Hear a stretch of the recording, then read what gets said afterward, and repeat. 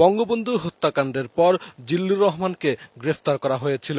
কারামুক্তির পর দল পুনর্গঠনে আত্মনিয়োগ করেন তিনি।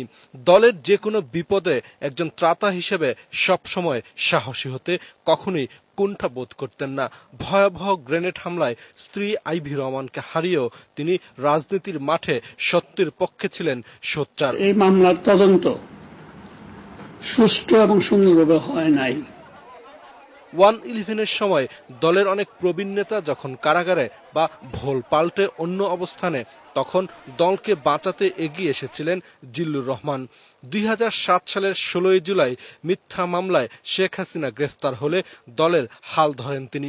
দীর্ঘ 11 মাস শেখ হাসিনার জেল জীবন এবং চিকিৎসার জন্য আরো প্রায় 6 মাস দেশের বাইরে অবস্থানের সময় ভারপ্রাপ্ত সভাপতি হিসেবে জিল্লুর রহমান দলকে ঐক্যবদ্ধ রাখেন এবং গণতন্ত্র পুনরুদ্ধারের সংগ্রামে অসাধারণ অবদান রাখেন। আইনজীবী হিসেবে জিল্লুর রহমানের একসময় সুনাম ছিল।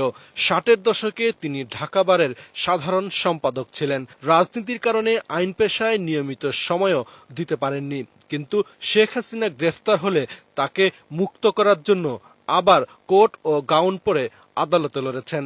ওনাকে রেখেছে একটা সলিটারি কনফাইনমেন্ট, নির্জন কারাবাস যাকে বলে, দোতলার উপরে উনি আছেন, সেখান থেকে ওনাকে নিচে নামতে দেওয়া হয় না। আদালতে ও রাজপথের একজন লড়াকু সৈনিক হিসেবে তিনি দলমত নির্বিশেষে সবার আস্থাভাজন হয়ে ওঠেন। রাষ্ট্রপতির দায়িত্ব নেয়ার আগে জিল্লুর রহমানকে দল থেকে আনুষ্ঠানিক বিদায় দিতে গিয়ে হয়তো এসব কারণেই দলের সর্বস্তরের নেতাকর্মীরা ছিলেন আবেগ আপ্লুত। একজন ভলান্টিয়ার হিসেবে দলে ঢুকেছিলাম, ভলান্টিয়ার থেকে রাষ্ট্রপতি হয়েছে। মাসুদুল হক, এটিএন নিউজ, ঢাকা।